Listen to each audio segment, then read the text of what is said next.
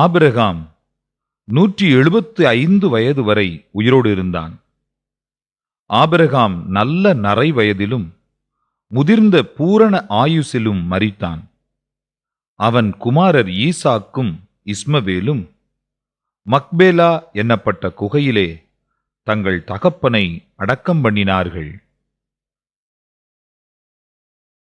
வாருங்கள், எங்களோடு ஒரு சிறு கூட்டமாய் பயணமெடுப்போம் மனித குலத்தின் இந்த பழங்கால பயணத்தில்.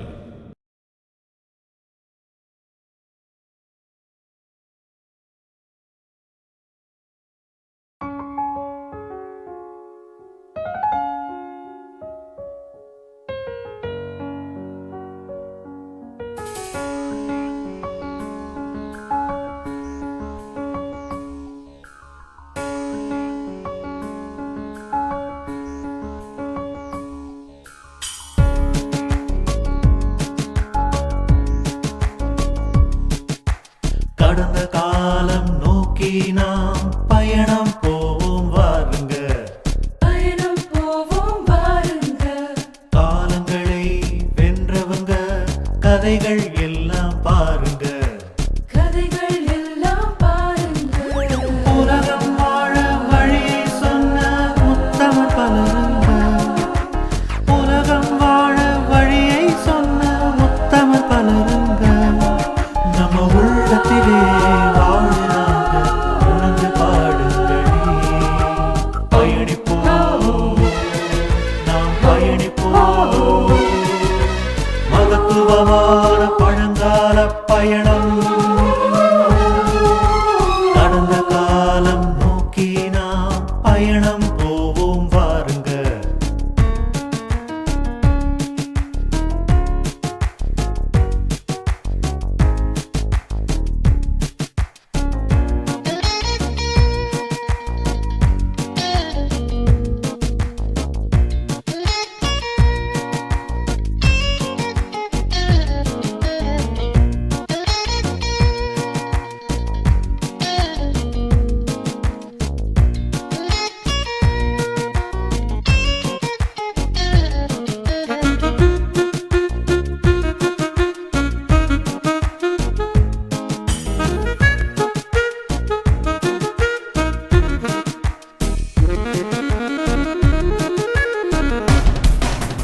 ஆண்மை சொல்லும் சரித்திரம், வீரம் சொல்லும் சரித்திரம், பக்தி சொல்லும் சரித்திரம், புத்தி சொல்லும் சரித்திரம். நம்ம பாவங்களை போக்க ஒருவர் பாரம் சுமந்த சரித்திரம்,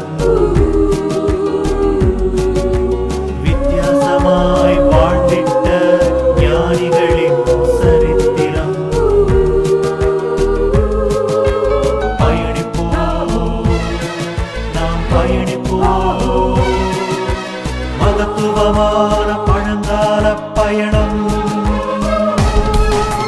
கடந்த காலம் நோக்கி நாம் பயணம் போவோம் வாருங்க. காலத்தையே வென்றவங்க கதைகள் எல்லாம் கேளுங்க.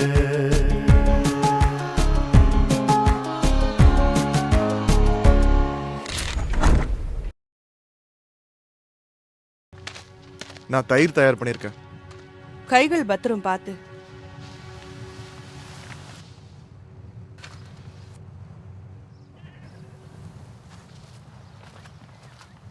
நீங்க 2 பேரும் பேசினதை கேட்டு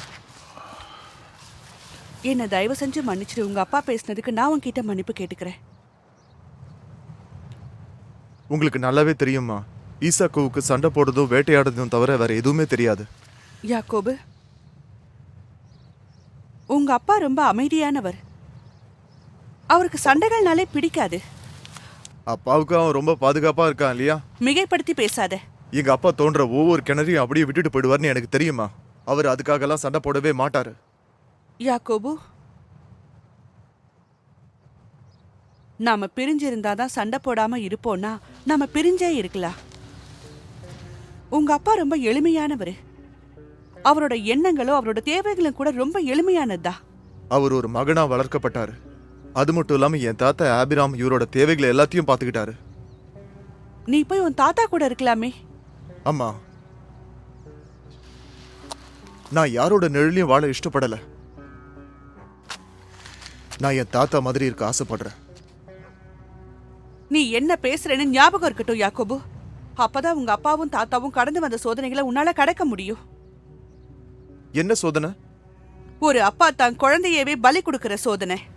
என் ஆண்டவர் ஈசாக், என் ஆண்டவர் ஈசாக், என் ஆண்டவர் ஈசாக், ஆண்டவர் ஈசாக், யாக்கோப், வாங்க, எல்லாரும் வாங்க, வாங்க. என்னாச்சு எலிசார்? என்ன நடந்தது? என் ஆண்டவர் ஆபிராம், உங்க அப்பா. அவரு இறந்துட்டாரா? அதத்தானே சொல்ற? ஆமா. என்ன கஷ்டம்.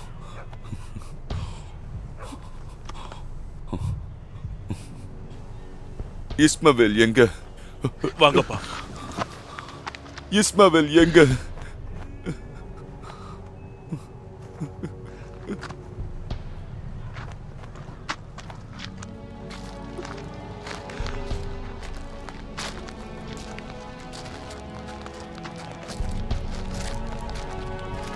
எங்க அம்மா இறந்தப்போ எங்க அப்பா இந்த குகையை ஒரு கல்லறையா வாங்கினாரு. இங்க ஹெப்ரான்ல இருக்கிற மேக்பெலால இருக்கு. அவருக்கு இதான் சொத்தா?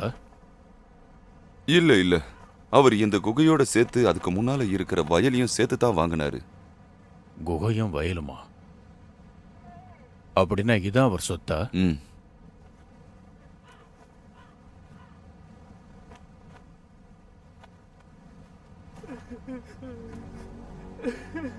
இஸ்மாயிலும் ஈசாக்கும் எங்க? நாங்க தயாராயிட்டோம். துக்க அனுசரிக்கும் கூடாரத்துல இருக்காங்க. நான் போய் கூட்டிட்டு வரேன்.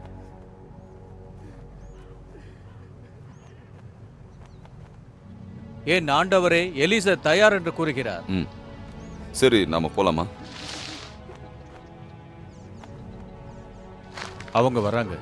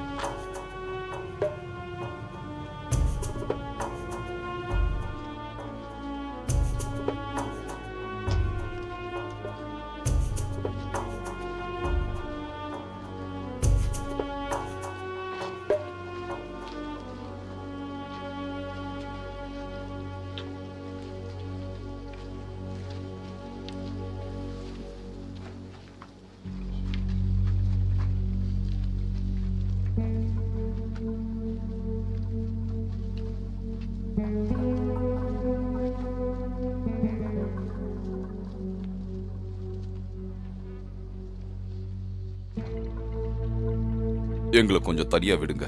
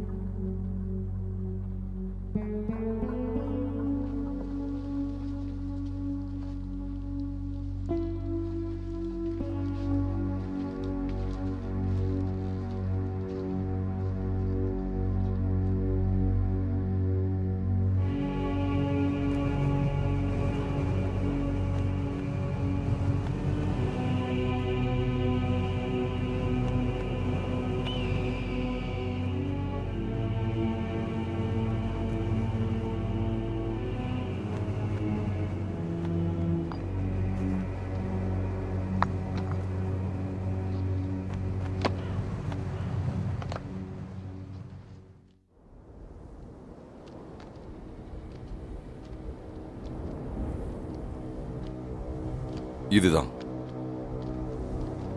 இதே இடம்தான்.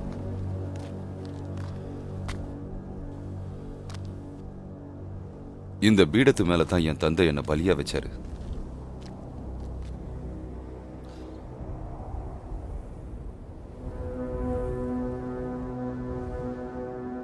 என்னால நினைச்சே பார்க்க முடியல. எங்க அப்பாவால அதை எப்படி செய்ய முடிஞ்சது?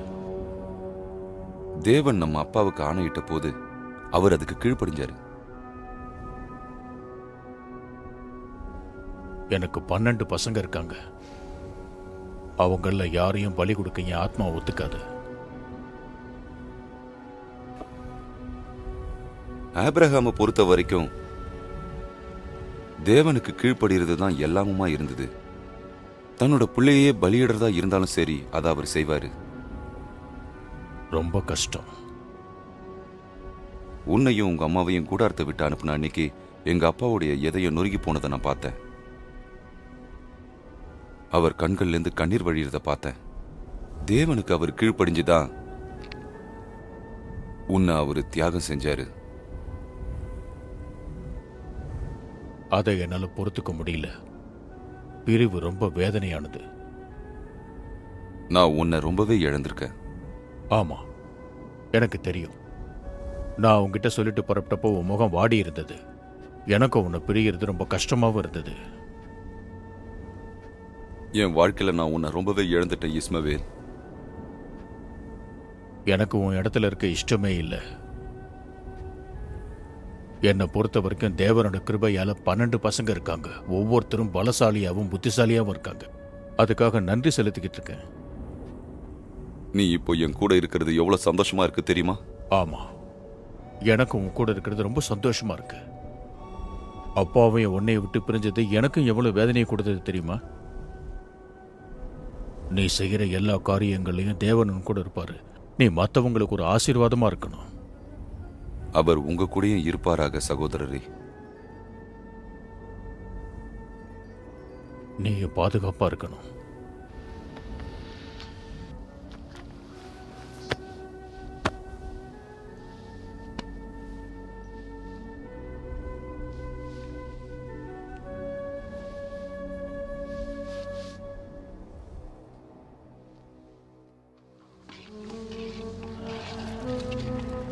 இதோ நம்முடைய வேட்டைக்கார் வந்துட்டாரு.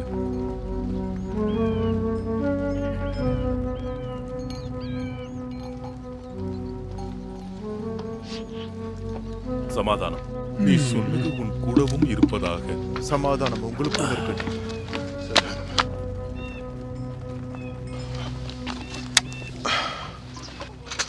ஓ, உன் சமையல் மனம் எவ்வளவு சுவையா இருக்கு தெரியுமா? எனக்கு சோர்வா இருக்கு.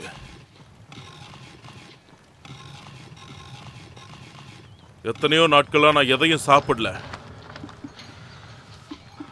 ஒரே பசியா இருக்கு. அது மட்டும் இல்ல, மான் இறைச்சியை சமைக்கிற வரைக்கும் எனக்கு கொஞ்சம் கூட பொறுமையே இல்லை. தயவு செஞ்சு எனக்கு கொஞ்சம் சாப்பாடு போடு. அதனால என் மனம் சந்தோஷப்படும்.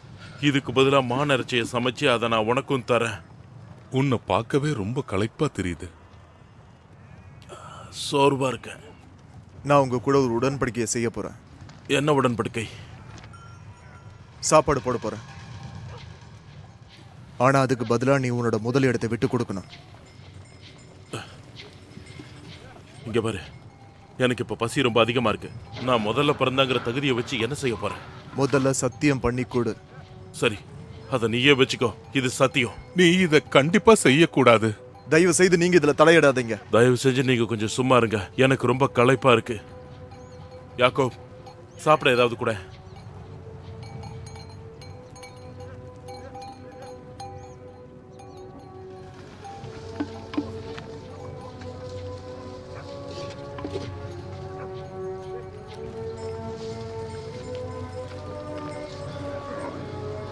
இதோட சுவை ரொம்ப அருமையா இருக்குல்ல?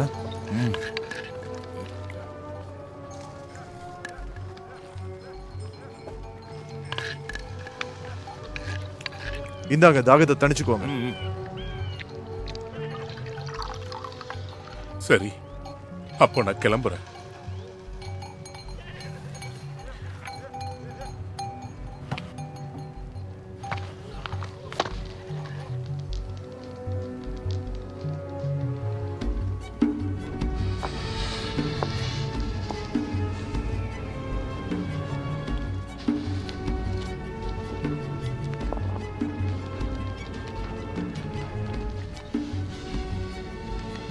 நீ நல்ல சுகம் பலனோடு இருக்கணும் என் ஆண்டவரே.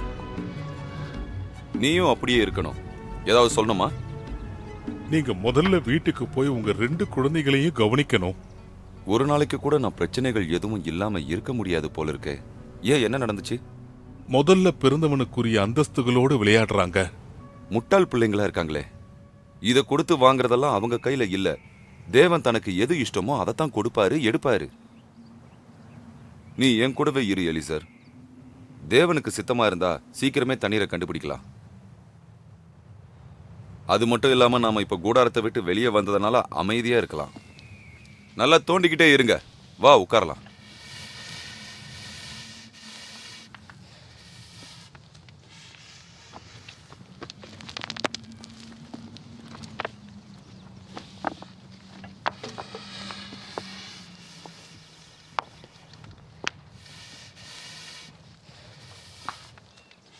ஆமா, இந்த இடம் எவ்வளவு அமைதியா இருக்கு.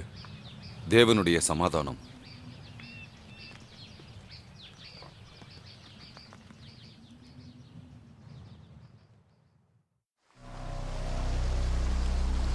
அவங்க இந்த நதிக்கரை ஓரமா தான் இருக்காங்கன்னு உனக்கு நிச்சயமா தெரியுமா? நிச்சயமா தெரியும்.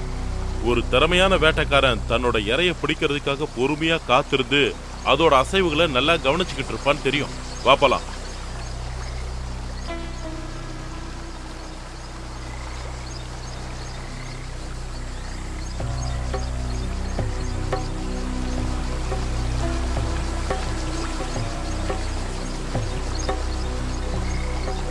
யூதத், என்ன?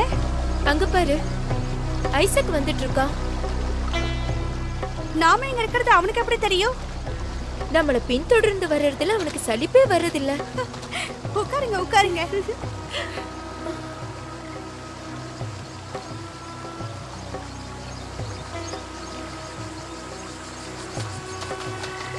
நான் உங்ககிட்ட சொன்னேன்ல, எவ்வளவு அழகா இருக்கு பாரு. நாங்க இங்க இருக்கிறது உங்களுக்கு எப்படி தெரியும்? ஒரு வேட்டைக்காரனால ராத்திரி நேரத்துல 100 அடி தூரத்துல இருந்து ஒரு மானை குறிப்பாத்து வேட்டையாட முடியுங்கிற போது அந்த கண்களால உங்களை கண்டுபிடிக்கிறது அவ்வளவு கஷ்டம் இல்ல. முடியுமா? அவ அதை செய்யறது என்னோட கண்ணால பார்த்தேன். வைன் குடிக்கிறீங்களா? நாங்க ஒண்ணும் குடிக்கிறது இல்ல.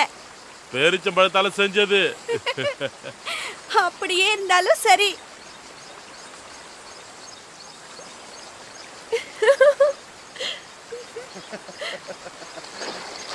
நான் உங்க 2 பேரையும் திருமணம் செஞ்சுக்கலாமா? நீங்க என்ன சொல்றீங்க? காதல விழுந்துச்சா? நம்மள திருமணம் செஞ்சுக்க விரும்புறாராம். நம்மள வச்சு காப்பாத்த முடியுமா? அது சரி, நான் பெருமைக்காக சொல்லல. இந்த பகுதியிலேயே நான் தான் ஒரு சிறந்த வேட்டைக்காரன். அதோட என்னால 20 பேர் கொண்ட ஒரு குடும்பத்தை என்னோட வில் மற்றும் அம்பால காப்பாற்ற முடியும். அது உங்களுக்கே நல்லா தெரியும். சொன்னது காதுல விழுந்ததா?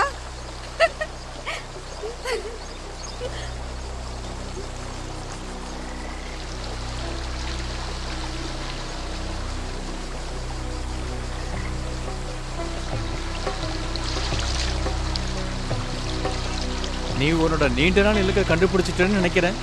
சீக்கிரம் போய் பாரு. ஆமா நண்பா, அவங்க என்னோட மனசை கவர்ந்துட்டாங்க. அதோட அவங்க கூட இருக்க நான் ரொம்ப காத்துக்கிட்டு இருக்கேன். ஏ நண்பா, நீ போய் அவங்க அப்பா கிட்ட எனக்காக போய் பேசிட்டு வாயேன். சீக்கிரம் போ. என்னோட உதவி தேவைப்படாதுன்னு நினைக்கிறேன்.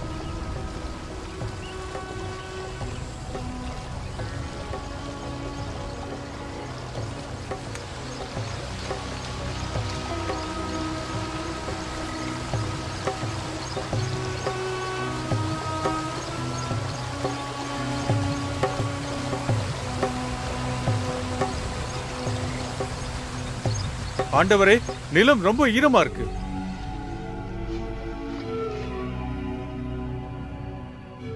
இங்க பாரு, நல்லதுக்கான அறிகுறிகள் தெரியுது. இதுல தண்ணீர் இருந்துட்டு யாருமே நம்ம கூட போட்டிக்கு வரமாட்டாங்கன்னு நினைக்கிறேன். சரி, பார்க்கலாம். இவ்வளவு தூரம் தாண்டி வந்து நம்மளை இந்த இடத்தை விட்டு கண்டிப்பா விரட்ட மாட்டாங்க. நானும் அப்படித்தான் நினைக்கிறேன். இந்த கூட்டத்துக்கு மத்தியில ஈசாக்க கண்டு எல்லாரும் பயப்படுறாங்க அப்படின்றத மறந்துடாதீங்க. நம்ம கிட்ட தண்ணி இருக்கு, நம்ம சுத்தி நிறைய நிலமும் இருக்கு. நாம சமாதானத்தோட வாழணுங்கிறது தான் என் ஆசை.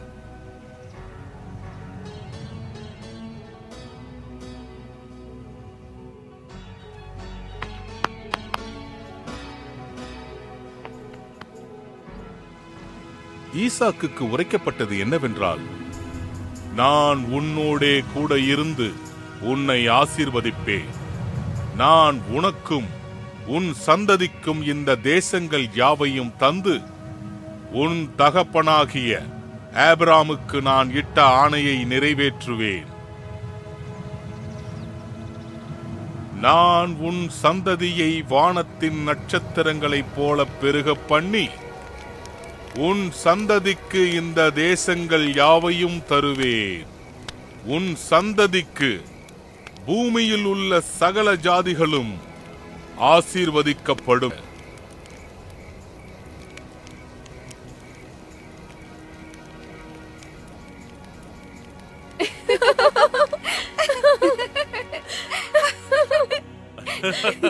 அம்மா, அம்மா எங்க இருக்கீங்க? இங்க கொஞ்சம் வெளியே வாங்க. அம்மா, வந்து பாருங்க. கடந்த காலம் நோக்கி நாம் பயணம் போவோம் வாருங்க. காலத்தையே வென்றவங்க கதைகள் எல்லாம்